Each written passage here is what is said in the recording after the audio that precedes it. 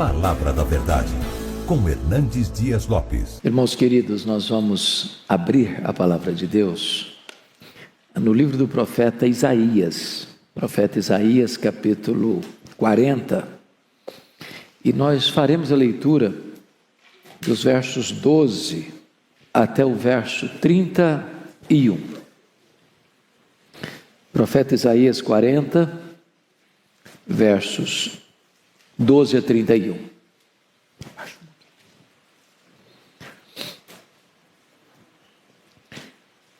Eu peço que depois da leitura você mantenha a sua Bíblia aberta comigo nesta passagem. Peço só que você perceba um detalhe. O texto todo vai ser regido por perguntas retóricas. Nas próprias perguntas a resposta já está embutida. Então leia com esse entendimento. Ele está tratando da majestade de Deus e ele diz assim: quem na concha de sua mão mediu as águas e tomou a medida dos céus a palmos? Quem recolheu na terça parte de um éfa o pó da terra e pesou os montes em romana e os outeiros em balança de precisão? Quem guiou o Espírito do Senhor? Ou como seu conselheiro o ensinou? Com quem tomou ele conselho para que lhe desse compreensão? Quem o instruiu na vereda do juízo e lhe ensinou sabedoria e lhe mostrou o caminho de entendimento? Eis que as nações são consideradas por ele como um pingo que cai de um balde, ou como um grão de pó na balança. As ilhas são como o pó fino que se levanta. Nem todo o Líbano basta para queimar, nem os seus animais para um holocausto. Todas as nações são perante ele como coisa que não é nada. Ele as considera menos do que nada, como um vácuo. Com quem comparareis a Deus? Ou que coisa semelhante confrontareis com ele? O artífice funde a imagem, e o ourives cobre de ouro, e cadeias de prata forja para ela. O sacerdote idólatra escolhe madeira que não se corrompe, e busca um artífice perito para assentar uma imagem esculpida que não oscile. Acaso não sabeis? Porventura não ouvis? Não vos tem sido anunciado desde o princípio? Ou não atentastes para os fundamentos da terra? Ele é o que está assentado sobre a redondeza da terra, cujos moradores são como gafanhotos. É ele quem estende os céus como cortina e os desenrola como tenda para neles habitar. É ele quem reduz a nada os príncipes e torna em nulidade os juízes da terra. Mal foram plantados e semeados, mal se arraigou na terra o seu tronco, já se secam, quando um sopro passa por eles e uma tempestade os leva como palha. A quem, pois, me comparareis, para que eu lhe seja igual, diz o santo? Levantai ao alto os olhos e vede. Quem criou essas coisas? Aquele que faz sair o seu exército de estrelas, todas bem contadas, as quais ele chama pelo nome, por ser ele grande em força e forte em poder, nem uma só vem a faltar. Por que dizes, pois, ó Jacó, e falas, ó Israel, o meu caminho está encoberto ao Senhor, e o meu direito passa despercebido ao meu Deus? Não sabes? Não ouviste? Que o eterno Deus, o Senhor, o Criador dos fins da terra, nem se cansa, nem se fatiga? Não se pode esquadrinhar o seu entendimento. Faz forte ao cansado e multiplica as forças ao que não tem nenhum vigor. Os jovens se cansam e se fatigam, e os moços de exaustos caem. Mas os que esperam no Senhor renovam as suas forças, sobem com asas como águias, correm e não se cansam, caminham e não se fatigam. Amém. Aleluia. Irmãos amados, eu gostaria hoje de pensar com vocês como nós poderemos ter a nossa força renovada, a nossa esperança revitalizada, a nossa alegria remoçada.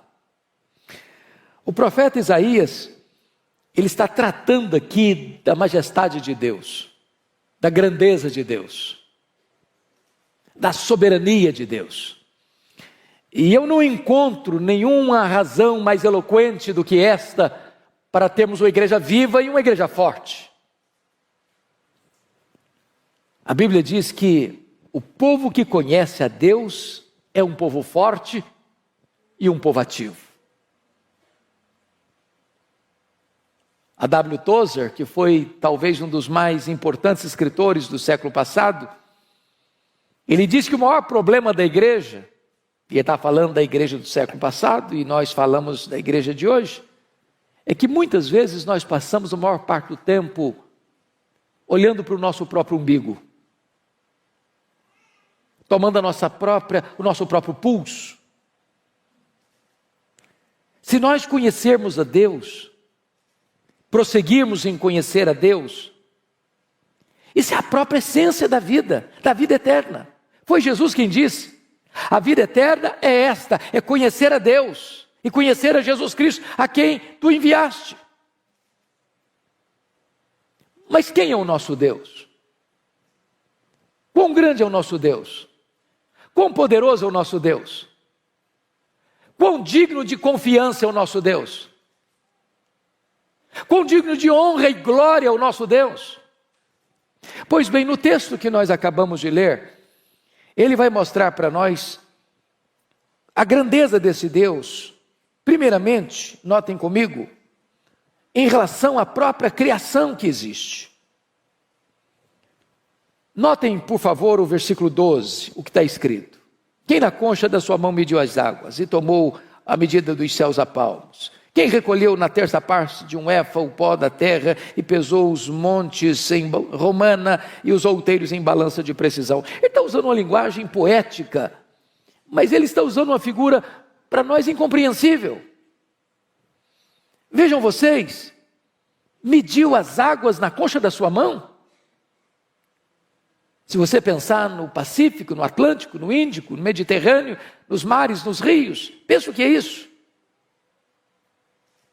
Tente esvaziar o Atlântico aí com um baldinho, veja quanto tempo você vai levar. É incompreensível para nós entender que ele tomou a medida dos céus a palmos.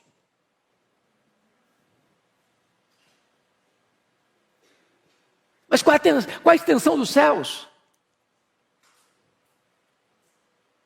Os cientistas não sabem dar uma resposta. Eles não têm essa resposta. Porque, na verdade, isso é uma matéria em aberto. O que nós sabemos é que este universo, que ele mediu a palmos, não é infinito, porque a infinitude é atributo exclusivo de Deus. Mas se conhece, se sabe hoje que o nosso universo tem mais de 93 bilhões de anos-luz de diâmetro. Se você voasse na velocidade da luz, 300 mil quilômetros por segundo, você demoraria mais de 93 bilhões de anos para ir de uma extremidade à outra, e ele mediu tudo isso a palmos. Ele vai dizer que ele recolheu na terça parte de um éfa, não foi num éfa inteiro não. Na terça parte de um éfa, o pó da terra. E pesou os montes em romana e os outeiros em balança de precisão. É incompreensível isso para nós. Mas o profeta está usando essa figura bela, poética, romântica até, para provar para nós uma coisa: o seu Deus é o Deus majestoso. Ele é maior que tudo quanto ele criou.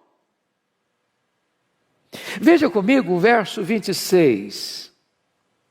Levantai ao alto os olhos e vede quem criou estas coisas. Aquele que faz sair o seu exército de estrelas, todas bem contadas, as quais ele chama pelo nome, por ser ele grande em força e forte em poder, nenhuma só delas vinha a faltar. É outra coisa espantosa.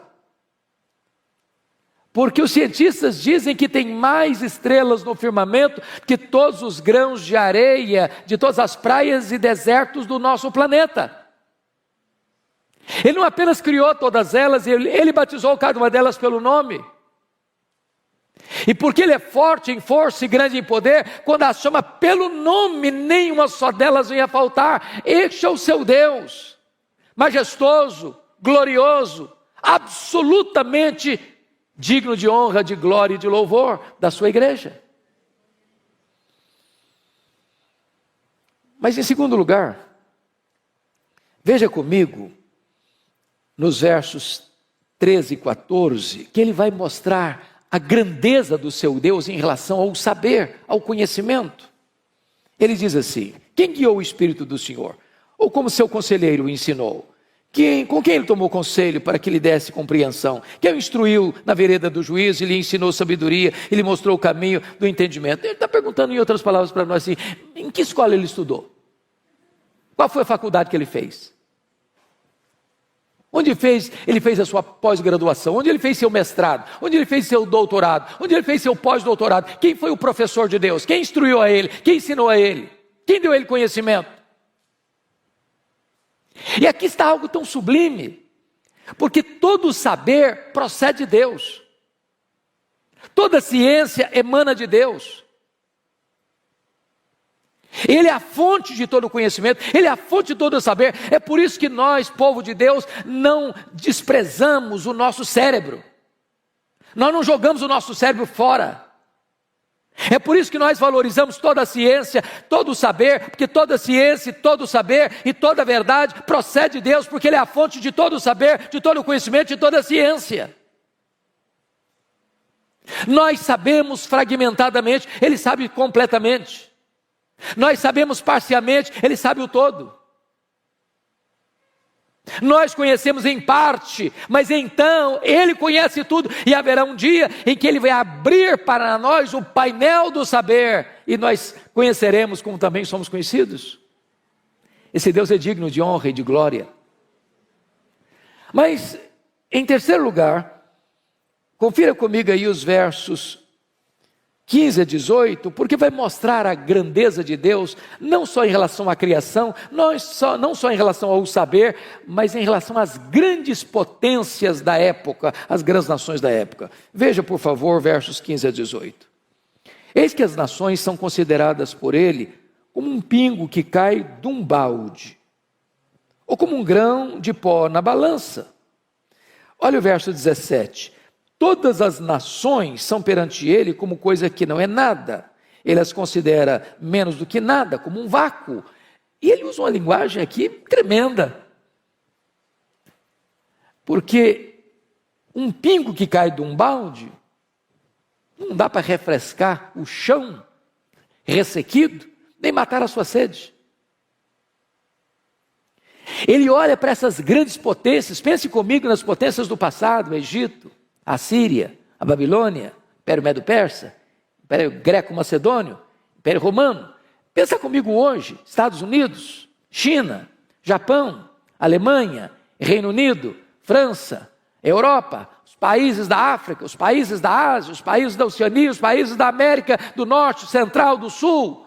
E ele considera todas essas nações, todas essas potências econômicas e militares como um pingo que cai num balde, como um pó numa balança de precisão. Aliás, ele vai além do seguinte: é como nada, é como menos do que nada, é como um vácuo. Então as nações que se insurgem contra Deus, as nações que blasfemam de Deus, as nações que acham que elas mesmas são a própria divindade, Deus olha essas conspirações todas da terra, diz o Salmo 2, e ri. Porque Ele quem levanta reinos e abate reinos, Ele quem coloca reis no trono e faz esses reis apiarem do trono, e só Ele é Deus, só Ele é o Rei Supremo. Mas o profeta Isaías vai além e vai mostrar a majestade de Deus, a grandeza de Deus, em quarto lugar, em relação aos ídolos. Confira comigo os versos 19 a 21. O artífice funde a imagem, o ourives a cobre de ouro e cadeias de prata forja para ela. O sacerdote idólatra escolhe madeira que não se corrompe e busca um artífice perito para assentar uma imagem esculpida que não oscile. Acaso não sabeis? Porventura não ouvis, não vos tem sido anunciado desde o princípio, ou não atentastes para os fundamentos da terra? Ele está agora comparando Deus, o nosso Deus, o único Deus vivo e verdadeiro, com os ídolos dos povos. Quando Deus tirou o seu povo de Israel do Egito, por que mandou 10 pragas? Poderia ter sido 2, 3, 4, 5, 6. Por que 10? Porque cada praga daquela desbancava uma divindade do panteão egípcio. Ele está mostrando que só Ele é Deus. Que os deuses dos povos são deuses falsos. Não são deuses de verdade. Quando você olha o Império Assírio, ele tinha muitos deuses. Quando você olha o Império Babilônio, ele tinha muitos deuses. Quando você olha o Império Medo-Persa, tinha muitos deuses. Quando você olha o Império Grego, tinha um panteão de deuses gregos. Quando você olha o Império Romano, tinha um panteão de deuses romanos. Mas só Deus é Deus. Aquilo que os homens chamam de deuses, aquilo que os homens dizem que esse é o padroeiro, esse é o protetor, essa é a protetora, não protegem eles mesmos. São feitos por mãos humanas, de barro, de gesso, de pedra, de pau. Mas o nosso Deus reina, o nosso Deus é soberano, Ele é o Deus autoexistente, Ele é o Deus infinito, Ele é o Deus imenso, Ele é o Deus eterno, Ele é o Deus imutável, Ele é o Deus onipotente, Ele é o Deus onipresente, Ele é o Deus onisciente, Ele é o Deus transcendente, Ele é o Deus soberano, só Ele é Deus. Mas o profeta Isaías vai além. Vai mostrar para nós agora a grandeza deste Deus em relação aos governantes da época, os príncipes da época. Olha o que ele vai dizer nos versos 22 a 25. Ele é o que está assentado sobre a redondeza da terra, cujos moradores são como gafanhotos. É Ele quem estende os céus como cortina e os desenrola como tenda para neles habitar. É Ele quem reduz a nada os príncipes e torna em nulidade os juízes da terra. Mal foram plantados e semeados, mal se arraigou na terra o seu tronco, já se secam, quando um sopro passa por eles, uma tempestade os leva como palha. Onde está a soberba dos faraós? Onde está Senaqueribe? Onde está Nabucodonosor? Onde está Ciro o Grande? Onde está Dario I? Onde está Alexandre o Magno? Onde estão os Césares de Roma?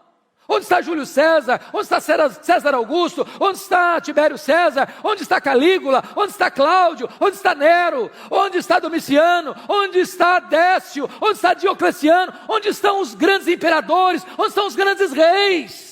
Eles sobem ao poder, eles descem ao poder, a flecha da morte os atinge lá nos seus palácios, mas o nosso Deus reina, o nosso Deus reina, o nosso Deus reina, só Ele é Deus.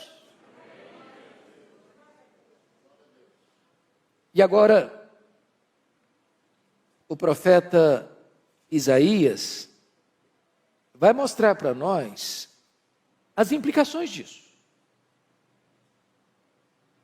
Porque se eu creio nesse Deus, que é soberano, que é majestoso, isso tem implicações.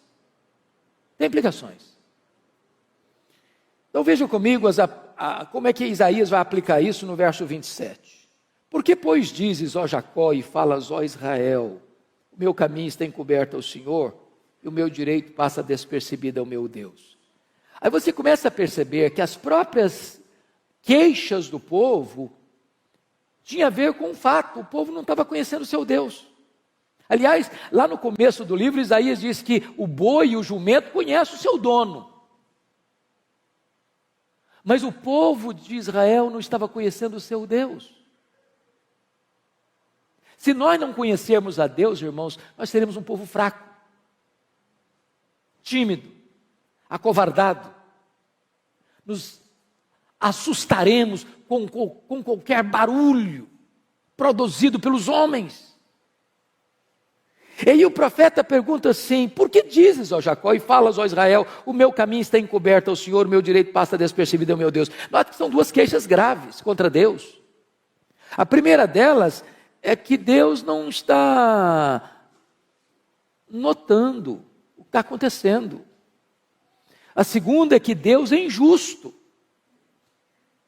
Porque se o meu caminho está encoberto ao Senhor, porque não é onisciente. É porque não sabe, é porque não vê, é porque ele é limitado. Agora, quando ele diz aqui que o meu direito passa despercebido ao meu Deus, está dizendo, Deus é injusto, eu mereço e Deus não me dá. Eu estou passando por uma situação que eu não mereço passar, eu mereço coisa melhor, eu devia ter coisa melhor, e Deus não está me dando o que eu mereço.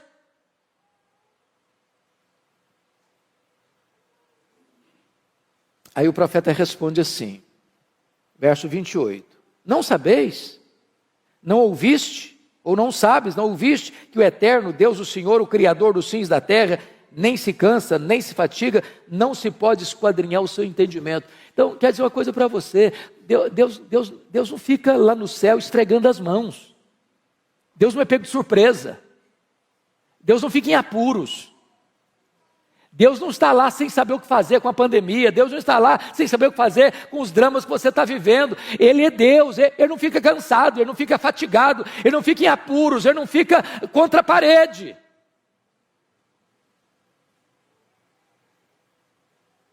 Mas notem uma coisa, não se pode esquadrinhar o seu entendimento. Sabe o que significa isso, irmãos? Tem muita coisa na vida que eu não vou conseguir explicar, pastor Erival não vai conseguir explicar, você não vai conseguir entender, você não vai conseguir explicar. Porque se eu pudesse entender Deus no seu aspecto pleno, eu seria igual a Ele, eu não seria Deus.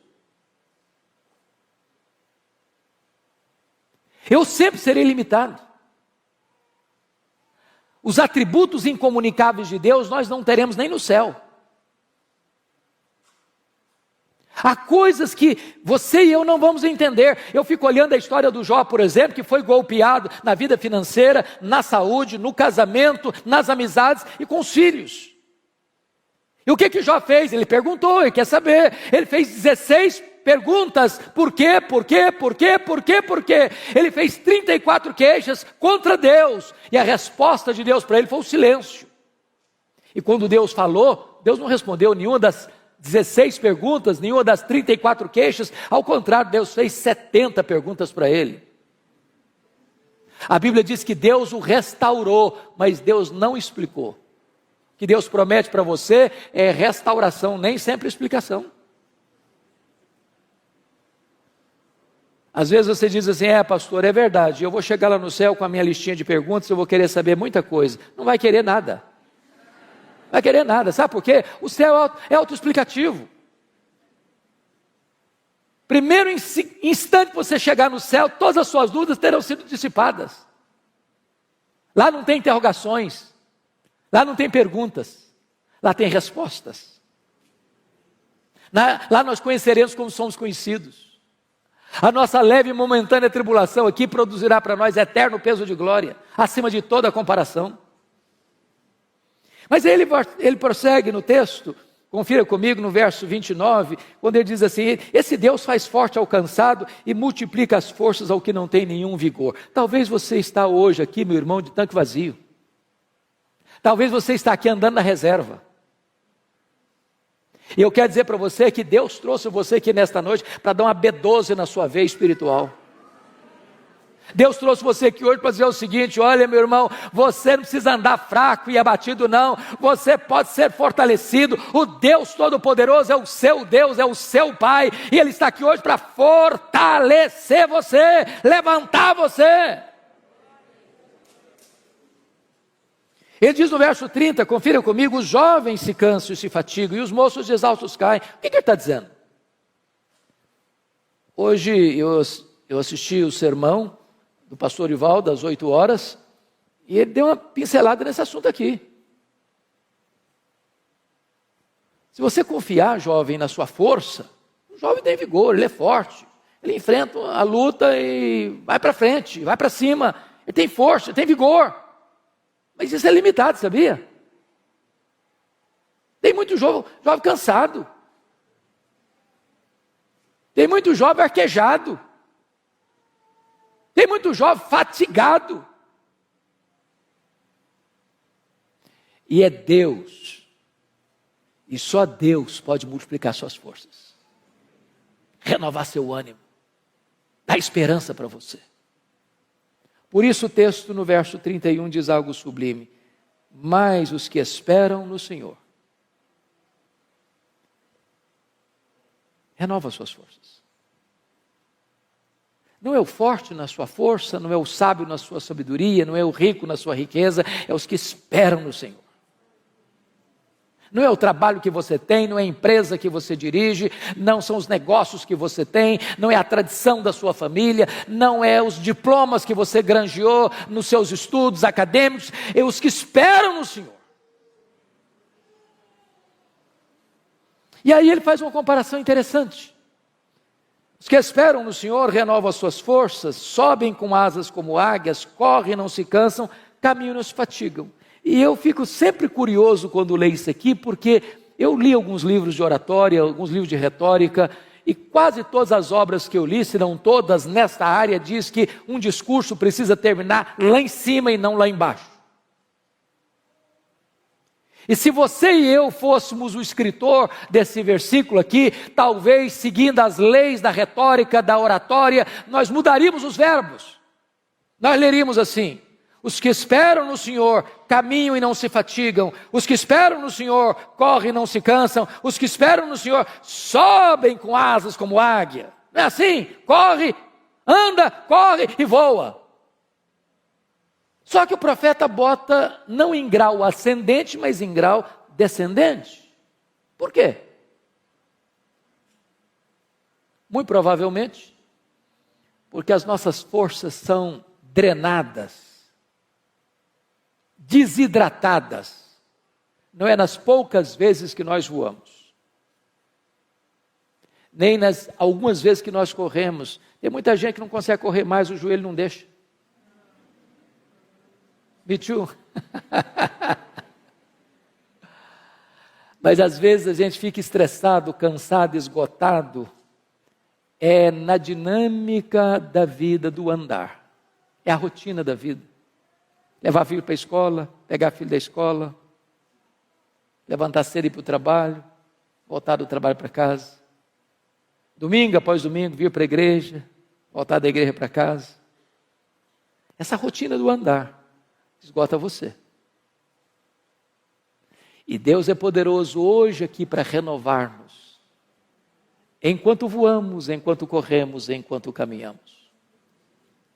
Mas aqui eu queria aproveitar, amanhã é feriado, Marival vai me dar um desconto. E eu queria olhar por que ele compara com a águia. Os que esperam no Senhor renovam suas forças como águia, sobem com asas como águia. Por que ele está usando a figura da águia? Por que ele está nos trazendo esse tipo da águia? Primeiro, porque no mundo inteiro, irmãos, a águia é símbolo de otimismo, de força, de garra. E eu queria falar para você que se você espera no Senhor, você precisa ter um otimismo indestrutível. Crente não pode ser desanimado, crente não pode ser pessimista, crente não pode ficar puxando para trás. Crente não pode ficar olhando a vida de óculos escuros. Nós somos como a águia. Há pouco tempo, quer dizer, não, pouco tempo relativo, alguns anos, entrou no meu gabinete uma mulher chorando muito. E quando ela acalmou, eu disse: filha, o que está acontecendo? Ela disse: pastor, eu estava saindo de casa para vir para cá, e a minha vizinha pulou do 10º andar do apartamento dela, do prédio dela, se esborrachou no asfalto. E eu perguntei: mas que conexão tem isso com a sua vinda aqui? Ela me disse: é porque eu estou querendo fazer a mesma coisa, mas não tenho coragem. Eu falei: mas por que você quer se matar? Ela me respondeu: porque eu sou um problema. Eu perguntei: mas por que você acha que você é um problema? Porque o meu pai sempre me disse que eu era um problema. Aí eu saí de casa para me casar com o primeiro pretendente. E o que aconteceu? Meu marido dizia as mesmas palavras do meu pai: você é um problema. Pastor, eu sou um problema. Falei: mas o que você fez? Falei: eu me divorciei dele, me casei de novo. Falei: o que aconteceu? O segundo marido dizia que eu era um problema. Falei: e daí? Falei: eu me divorciei dele, casei a terceira vez. Falei: o que está acontecendo? O meu terceiro marido me disse que eu sou um problema. Pastor, eu sou um problema, eu não mereço mais viver, eu não posso mais viver, eu quero me matar. Eu senti compaixão por aquela mulher e disse para ela 3 coisas. Ela é uma mulher cristã, membro de uma igreja evangélica. Eu disse: filha, 3 coisas eu preciso lhe dizer. Primeiro, você não é o que as pessoas dizem que você é. Segundo, você não é o que você pensa que você é. Terceiro, você é quem Deus diz que você é. Quem você é? Você foi criada à imagem e semelhança de Deus. Você é amada por Deus. Deus amou você e deu o seu filho para morrer em seu lugar.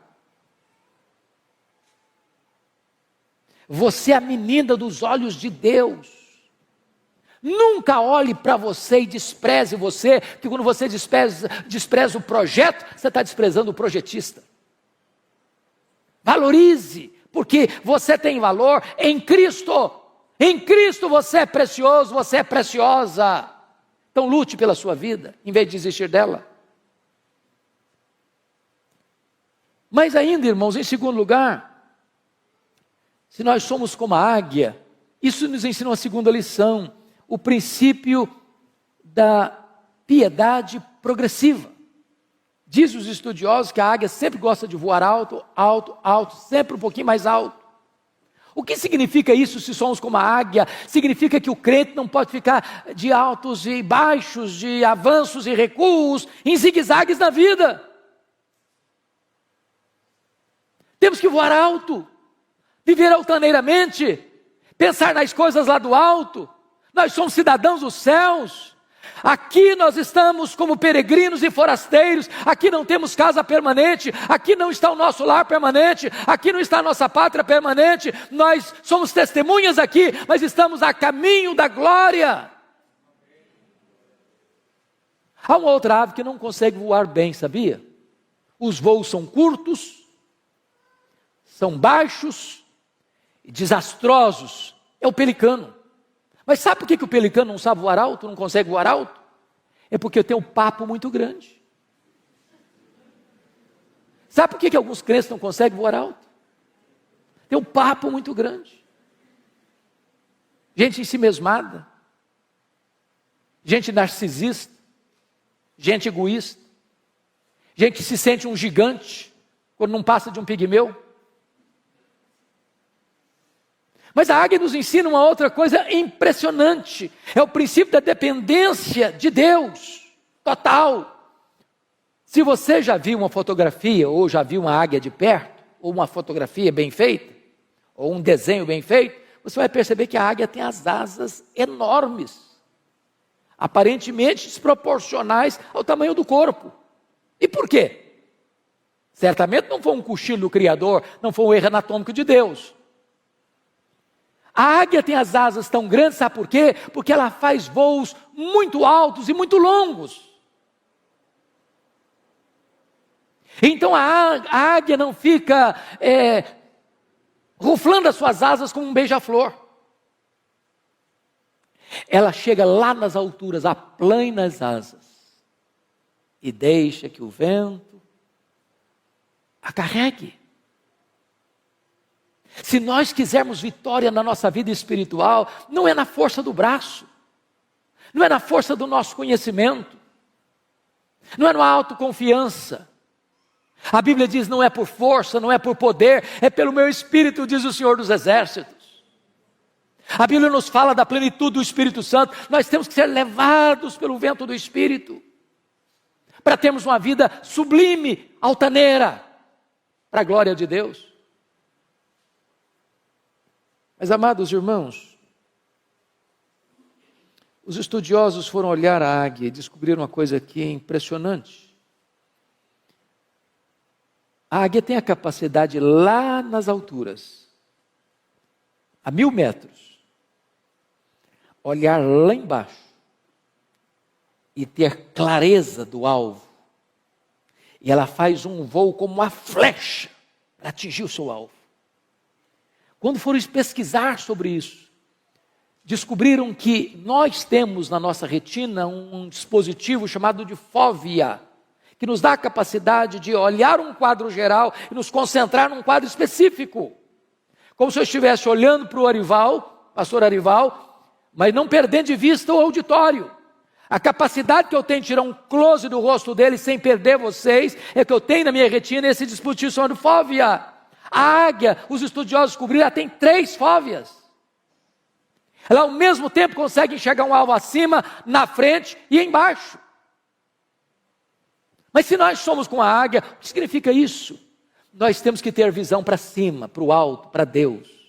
Tem gente, irmãos, que é cientista, pós-doutorado em algumas áreas do saber humano e não enxerga um palmo acima da cabeça. Tem um mínimo de discernimento espiritual. Tem gente que se tornou crente, muita gente se tornou crente, ficou uma pessoa assim alienada. Alienada, ela não tem mais conexão com a história, ela não tem mais conexão com a vida, ela parece que perdeu a capacidade de pensar e de refletir. Nós temos que conhecer a história, nós temos que conhecer o que o homem está pensando, nós temos que conhecer o que está acontecendo aí fora, nós temos que olhar para frente e discernir o nosso tempo, nós temos que ser como os filhos de Issacar, especialistas no tempo em que vivemos, para não sermos massa de manobra. Mas nós temos que olhar lá para baixo, irmãos. Eu estou chegando hoje de Guiné-Bissau, estava compartilhando com o pastor a dor do meu coração. A dor do meu coração. Eu estive em 2019 em Angola, já fiquei chocado, mas Guiné-Bissau é dezenas e dezenas de vezes uma situação mais crítica do que Angola. A pobreza generalizada. A expectativa da população é ter um prato de comida por dia. Quando a pessoa melhora a sua condição de vida, ela consegue cobrir a casinha dela de zinco, que faz barulho demais quando chove, e é quente demais, e é um país muito quente. Não tem emprego, não tem dinheiro.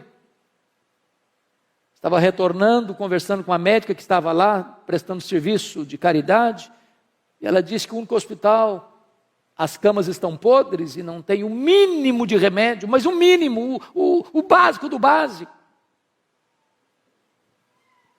Mulheres, crianças e velhos, com a bacia na cabeça, vendendo um pouquinho de pepino, ou de cebola, ou de batata, para conseguir um pouquinho de comida naquele dia. E nós precisamos olhar para baixo. E termos misericórdia, não só de sentimento, mas de ação, de fazer alguma coisa. Quando tantas vezes você reclama da casa que mora, do carro que anda, da comida que tem na mesa.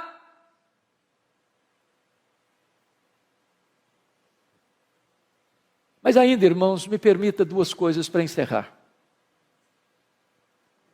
Lá no Salmo 103, versículo 5, a Bíblia diz que Deus renova a nossa mocidade como a da águia.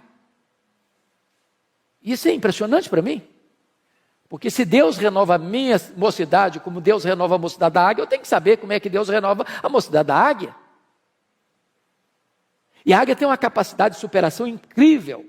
Porque quando ela percebe que ela está com as suas penas enferrujadas, com o seu bico enferrujado, com as suas garras impotentes, ela faz algumas coisas interessantíssimas. Ela se isola, ela fecha a sua agenda, ela para a sua atividade, e ela vai lá para o alto de um penhasco e fica lá, sozinha. Tem hora, amado irmão, que nós precisamos dar uma parada, para saber por que eu estou fazendo o que eu estou fazendo. Não tem nada mais perigoso do que o ativismo, sem reflexão. Deus não nos chamou prioritariamente para fazer a sua obra, Deus nos chamou prioritariamente para andarmos com Deus da obra. Tem hora que é preciso fazer um retiro, não na direção de uma coletividade, mas da solidão, talvez da solidão do seu quarto. A águia, ela mesma tira as suas penas enferrujadas.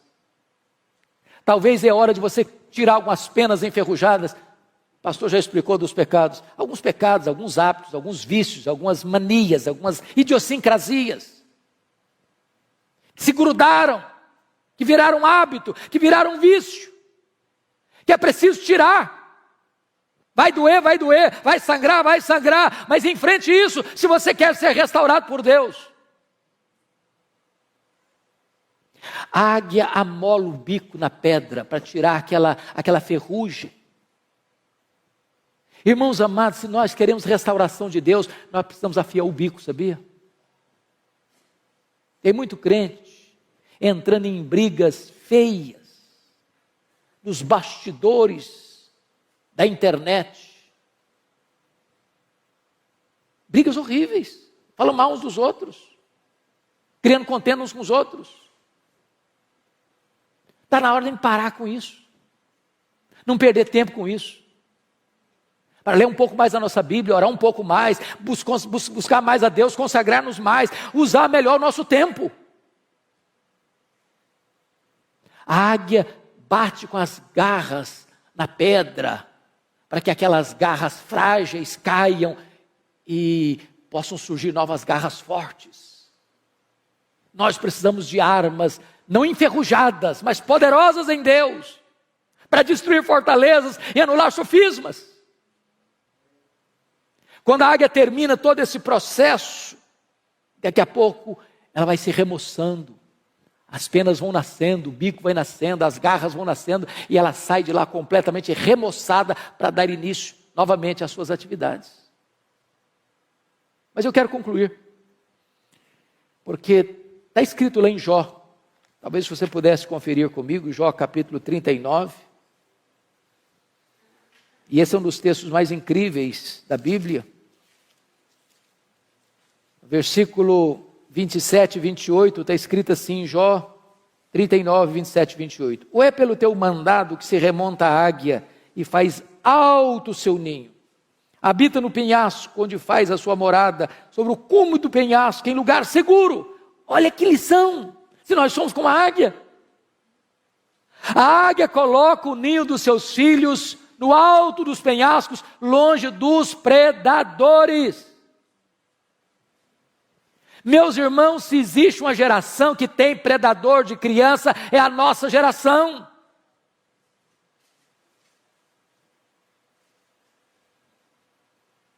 Os carros de sons ficam nas portas das escolas, panfletando a meninada. É uma festa hoje, é uma reunião amanhã, é uma proposta hoje, é outra proposta amanhã. As igrejas até recentemente estavam preocupadas com seus adolescentes. Hoje não é mais com adolescente que o povo está preocupado, não. É a idade de 4 a 9 anos, é nessa idade que estão dizendo para o menino, é aí que você vai decidir se você vai querer ser homem ou mulher. Estão querendo destruir a nossa geração de crianças.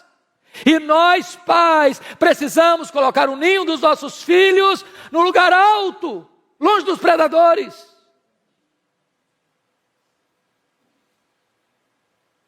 Agora vá comigo para Deuteronômio 32:11, porque tem outra lição importante lá, sobre a águia, essa questão do cuidado da família. 32:11, está escrito o seguinte: como a águia desperta a sua ninhada e voeja sobre os seus filhotes, estende as asas e tomando-os, os leva sobre elas. O que ela está querendo dizer aqui? O que é isso aqui? Quando os filhotes da águia, lá no alto dos penhascos, está na hora de sair do ninho, está na hora de começar a vida, o que ela faz? Ela vai lá em cima e começa a voar em cima do ninho.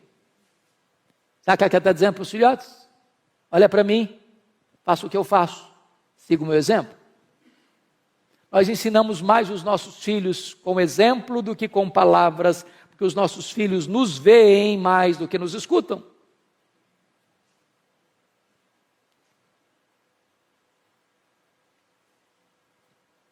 Mas talvez você pergunte, pastor, eu sou um pai exemplar, eu sou uma mãe exemplar e eu estou tendo problema em casa. Eu admito isso. Às vezes a gente tem que pegar mais leve com alguns pais. Porque eu vejo um Samuel tendo filhos complicados. Eu vejo um Davi tendo filhos complicados. Eu vejo um rei Ezequias tendo um filho muito complicado. Mas o que a águia faz quando os filhos não querem seguir o exemplo? Ela vai lá no ninho, tira o capim macio, deixa só os espetos. Tem hora que a única linguagem que os filhos vão entender é a linguagem da disciplina. Por favor, não entenda que eu estou falando de espancar filho, de agredir filho. de achatar a autoestima do filho, não é isso que eu estou falando. Mas todo filho, toda filha precisa de disciplina. Disciplina é um ato responsável de amor. Todo filho, toda filha precisa de limites. Que horas vai sair? Aonde vai? Com quem vai? O que vai fazer? Que hora volta? Filhos sem limites vão ser o desgosto dos pais. Mas alguém pergunta, pastor, e se os filhos nem a disciplina aceitam e se recusam a ser corrigidos? O que se faz? A águia toma uma atitude radical. Ela arranca o filho do ninho e joga no espaço. Filhote que nunca voou, não sabe voar, vai dando cambalhotas. E ela deixa, até fazer o que ela faz aqui. Estende as asas, tomando-os, os leva sobre ela.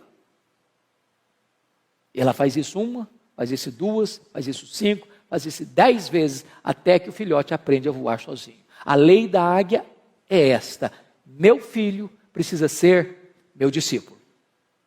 Eu não desisto dos meus filhos. Eu não abro mão dos meus filhos. Aqui está um princípio espiritual. Não abra mão dos seus filhos. Não desista de seus filhos. Você não gerou filho para a morte, você não gerou filho para o cativeiro, você não gerou filho para povoar o inferno. Seus filhos são herança de Deus. Lute por eles, chore por eles, ore por eles, jejue por eles, não desista deles. Mas eu encerro aqui,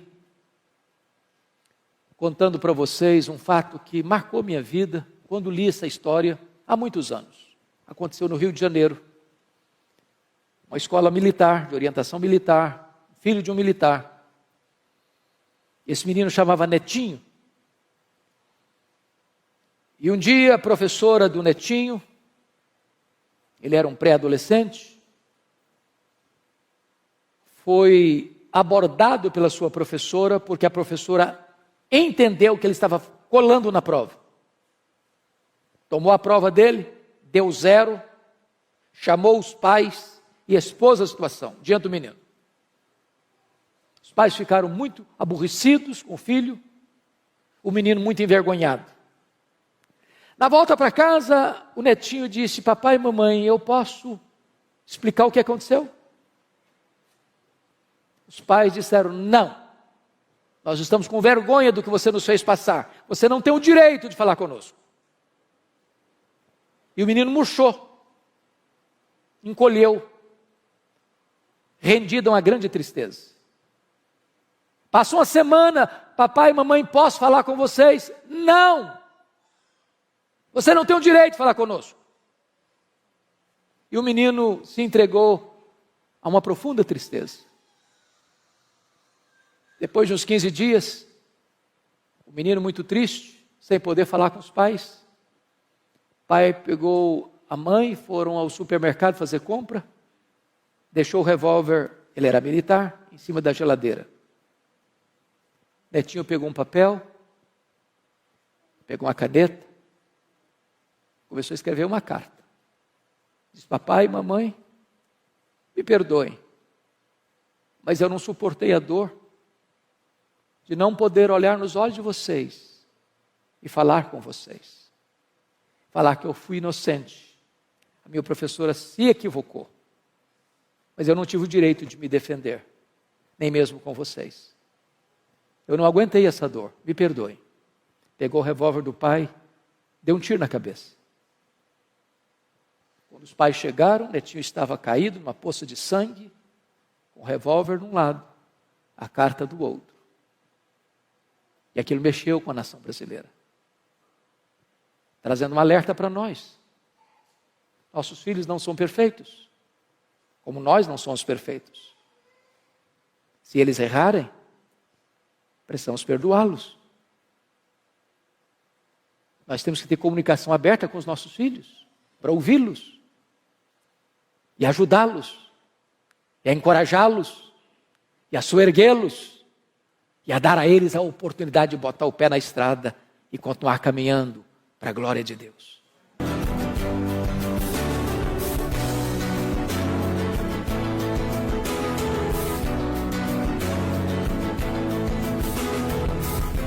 Palavra da Verdade, com Hernandes Dias Lopes.